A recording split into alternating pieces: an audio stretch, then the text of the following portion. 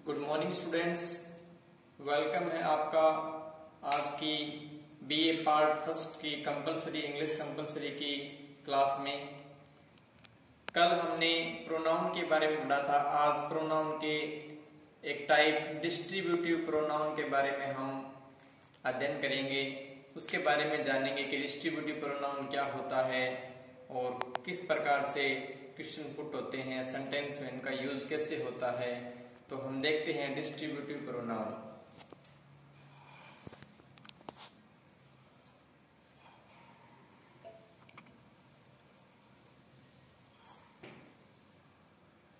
Distributive pronoun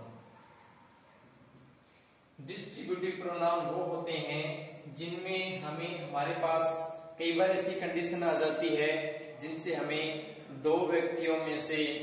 दो से ज्यादा व्यक्तियों में से किसी एक को चूज करना पड़ता है। तो डिस्ट्रीब्यूटिव प्रोनाउन में दो या दो से अधिक व्यक्तियों या वस्तुओं के समूह में से हमें एक चूज करना पड़ता है। इस सेक्शन में हम every,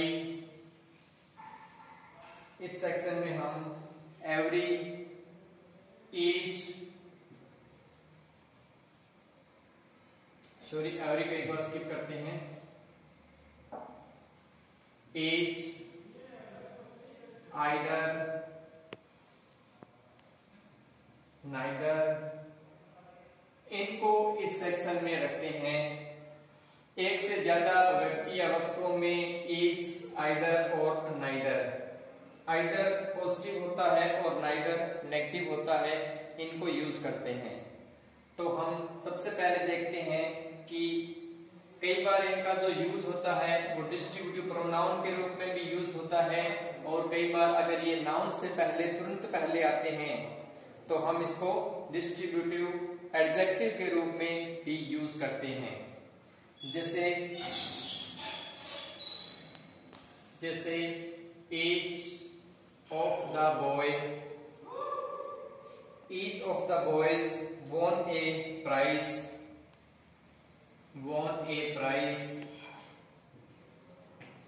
each of the boys won a prize। यहाँ पे जो each है वो डिस्ट्रीब्यूटिव प्रोनाउन के रूप में यूज हुआ है, क्योंकि each of the boy ये पूरा का पूरा सब्जेक्ट है। तो हमने इसको जो each है यहाँ पे वो डिस्ट्रीब्यूटिव प्रोनाउन के रूप में यूज हुआ है।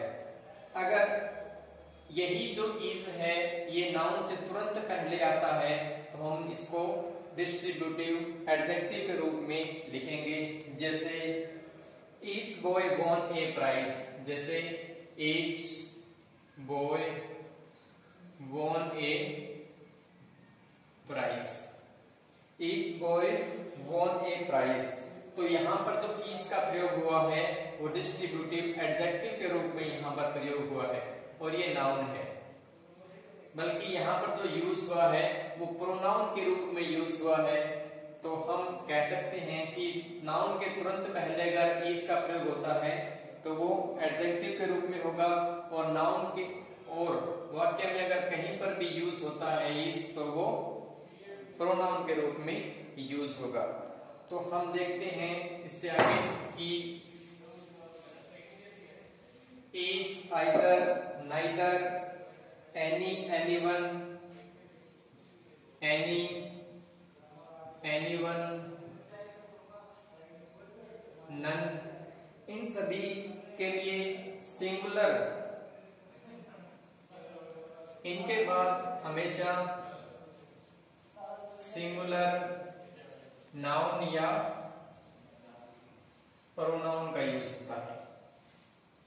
यानी अगर कहीं पर भी सेंटेंस में इनका अगर प्रयोग होता है नाउन के रूप में, प्रोनाउन के रूप में is, either, neither, any, anyone और नन, तो इनके लिए आगे सेंटेंस में जो भी प्रोनाउन यूज करेंगे वो सिंगुलर नाउन के रूप में यूज होगा, सिंगुलर नाउन या प्रोनाउन के रूप में यूज होगा। यानी सिंगुलर प्रोनाउन यूज होगा, जैसे सिंगुलर प्रोनाउन जैसे ही, हिज, हिम, himself। अगर कोई भी पर्सन, इससे रिलेटेड कोई भी पर्सन है वो सिंग, अगर इनके ये प्रोनाउन के रूप में यूज होते हैं तो आगे जो सेंटेंस होगा उसमें अगर कोई दूसरा प्रोनाउन हमें यूज करना है तो वो हिज, हिम और हिमसेल्फ के रूप में हमें यूज करना पड़ेगा। सेंटेंस के सेंस से हमें ये पता लगाना है, जैसे each of the boy, each of the boy, each of the boy is reading a book। each of the boy reading a book, तो यहां पर each का प्रयोग हुआ है और इसके बाद each of the boy is reading his book। तो यहाँ पे each of the boy is reading his book, यहाँ पे जो boy है, each of the boy, यहाँ पे जो boy है वो उसके लिए जो प्रोनाउन यूज है वो his यूज हुआ है। तो इस प्रकार सेंटेंस कहीं पर भी आए तो उसमें सेंटेंस के सेंस के हिसाब से हमें he, his, him और himself का प्रयोग करना है। अगर कहीं पर फेमिनाइन जेंडर का यूज होता है, जैसे each of the girls, इस प्रकार से each of the women इस प्रकार से यूज हो, तो हमें सी की फैमिली का यूज करना है, सी, हर, हर और herself। अगर कहीं पर न्यूट्रल जेंडर का प्रयोग होता है, निर्जीव वस्तुओं के बारे में बात होती है, तो वहां पर हमें इट की, इट, इट्स और itself इनका यूज हमें वहां पर करना है। तो अब देखते हैं, जैसे each of the boy has his own book, जैसे each of the boys has his own book।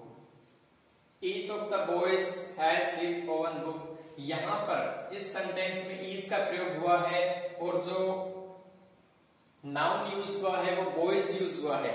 इससे हमें ये पता चलता है कि ये मैस्कुलिन जेंडर है और इसके लिए जो प्रोनाउन यूज हुआ है वो हिज का प्रयोग हुआ है यहां पर। इसी प्रकार जैसे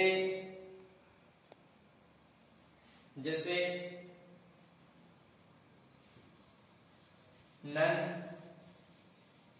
should hat his neighbor, none should hat his neighbor, यहां पर जो नन है उसके लिए हमने his का प्रयोग किया है। अगर सेंटेंस से हमें ये पता नहीं चलता कि इसमें फेमिनाइन है, मैस्कुलिन है, न्यूट्रल जेंडर है, तो हमें सिंगुलर प्रोनाउन का प्रयोग करना है। तो आगे देखते हैं ईच के बारे में कि ईच का प्रयोग सेंटेंस में कैसे होता है।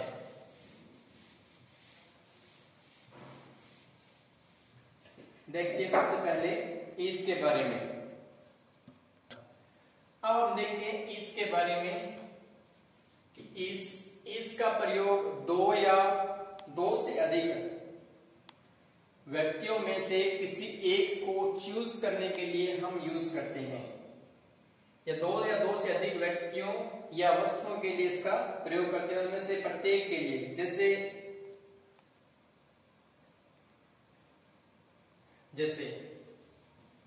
As of the two students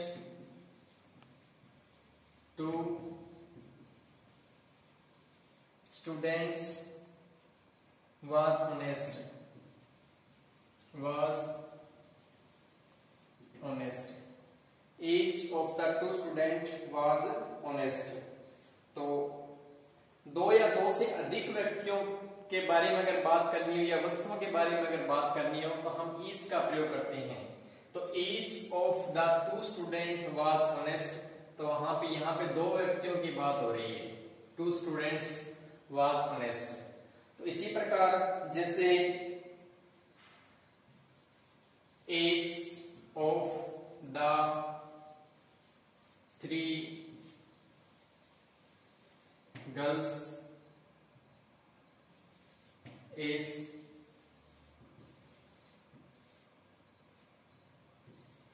brilliant. तो इस प्रकार दो से अधिक की अगर बात करनी हो तब भी हम इज का प्रयोग करते हैं। अगर हमें दो में से, ये तो था इज का प्रयोग, each of the to student was honest, each of the three girls is brilliant.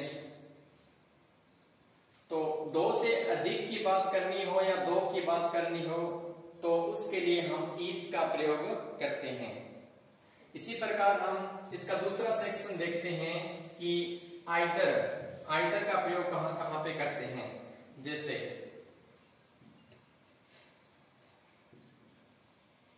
Either का प्रयोग दो में से किसी एक की बात करनी हो, यानी दो पर्सन है, दो में से हमें एक की बात करनी हो तो तब हम आइदर का प्रयोग करते हैं।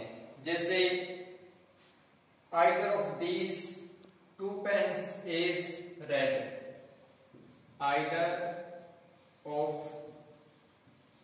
These two pens is red, two pens is red, either of these two pens is red. यानी हमें दो में से किसी एक की बात करनी हो तब हम आइदर का प्रयोग करते हैं।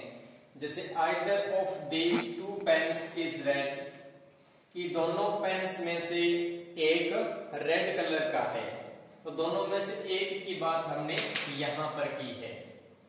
इसी प्रकार अगर हमें दो से ज्यादा, एक से ज्यादा या दो से ज्यादा की बात करनी हो तब हम नन और एनीवन का यूज करते हैं। जैसे एनी या एनीवन का यूज करते हैं, एनी और एनीवन का यूज करते हैं, यानी दो या दो से अधिक व्यक्तियों या वस्तु में से कोई एक के अर्थ में।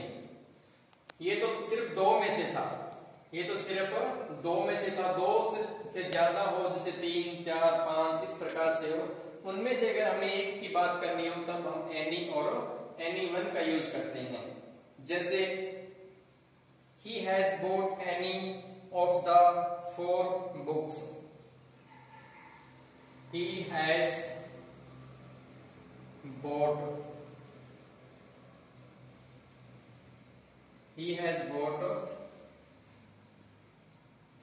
any of the 4 books,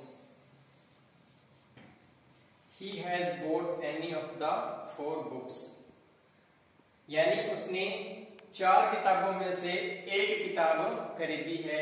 यानी किताबों की कितनी बात कर रहा है, 4 किताबों की बात कर रहा है, उसमें से एक। अगर दो की बात करें, दो में से कोई एक हो तब तो हमें आइदर का यूज करना है। अगर दो से ज्यादा चीजें हो या व्यक्ति हो तो उनके लिए हमें एनी का यूज करना है। इसी प्रकार हम देखते हैं जैसे नाइदर के बारे में कि नाइदर क्या होता है।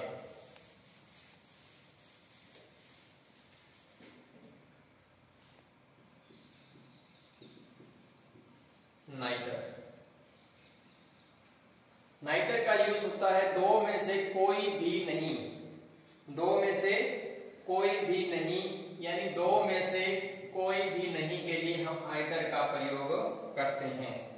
जैसे neither of these two girls is active, neither of these two girls is active, girls is active, neither of these two girls is active, neither of these two, दो की बात हो रही है, दो में से कोई भी नहीं, कि neither of these two girls is active, दोनों में से कोई भी एक्टिव नहीं है। तो दोनों में से किसी की भी बात नहीं हो रही तो हमें नाइदर का यूज करना है। दोनों में से अगर एक की बात होती तो हम यहाँ पर आइदर का यूज करते। अगर दो से ज्यादा की बात होती तो हम एनी का यूज करते, और बहुत सारों की बात होती तब हम ईच का प्रयोग करते। ईच एक यूनिवर्सल है, इसका प्रयोग हम दो या दो से अधिक व्यक्ति और वस्तुओं के लिए भी कर सकते हैं। अब बारी आती है कि दो से अधिक व्यक्तियों या वस्तुओं में से कोई नहीं, यानी ये तो दो में से कोई नहीं है, अगर दो से ज्यादा आ जाए उनके बारे में अगर हमें बात करनी हो तो हम देखते हैं कि किस प्रकार से इनका यूज होता है। जैसे अगर दो सभी में से, ये तो दो की बात थी, अगर दो, चार या दो से अधिक व्यक्तियों के में से किसी का भी चुनाव नहीं करना हो तब हम नन का यूज करते हैं। किसका यूज करते हैं? नन का यूज करते हैं। जैसे none of the 5 student is laborers, none of the 5 students is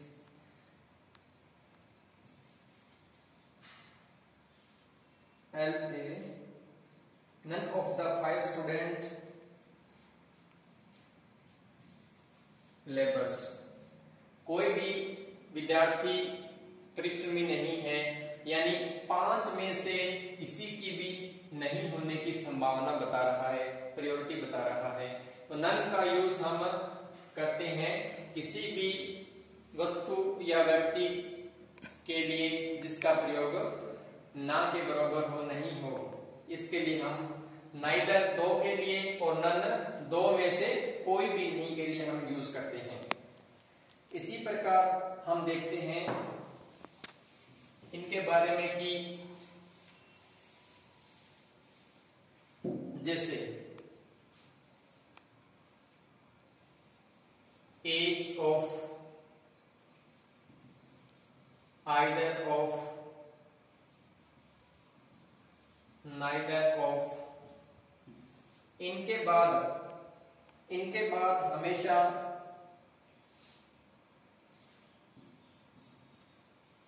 plural noun या प्रोनाउन का यूज होता है। इनके बाद हमेशा ईच ऑफ द बॉयज, इनके बाद हमेशा नाउन, प्लूरल नाउन और प्लूरल प्रोनाउन का यूज होता है, लेकिन इनके बाद जो वर्ब आती है वो हमेशा सिंगुलर आती है। इनके बाद जो वर्ब आती है वो हमेशा सिंगुलर आती है। जैसे each of the boy has a notebook, जैसे each of the boys, each of the boy has a notebook, each of the boy has a notebook। Sorry, यहाँ पे सिंगुलर वर्ब का ही यूज होगा। यहाँ पे सिंगुलर नाउन या pronoun का use होगा। जैसे each of the boys has a notebook, तो यहाँ पे बॉय का यूज हुआ है और सिंगुलर नाउन के लिए सिंगुलर वर्ब का ही प्रयोग हुआ है। तो हमने देखा कि ईच ऑफ, आइदर ऑफ और नाइदर ऑफ, इनके बाद हमेशा प्लूरल नाउन या प्रोनाउन का यूज होता है और इसके बाद जो वर्ब आती है वो हमेशा सिंगुलर आती है। तो अभी तक हमने देखा कि ईच, आइदर और नाइदर, इनका प्रयोग एडजेक्टिव के रूप में भी होता है और इनका प्रयोग प्रोनाउन के रूप में भी होता है। एडजेक्टिव का मैंने बताया था प्रयोग जब होता है जब नाउन के तुरंत पहले इनका प्रयोग होता है ईच, आइदर, नाइदर, तब हम एडजेक्टिव के रूप में यूज करते हैं। और अगर सेंटेंस में कहीं पर भी इनका यूज होता है तो हम इसको प्रोनाउन के रूप में यूज करते हैं। तो आज हमने इसके टाइप डिस्ट्रीब्यूटिव प्रोनाउन के बारे में जाना। कल हम इसके दूसरे टाइप के बारे में जानेंगे और देखेंगे कि प्रोनाउन किस किस टाइप से सेंटेंस में पुट हो सकता है। तब तक के लिए आप घर में रहें, सुरक्षित रहें और पढ़ते रहें। Thanks to all.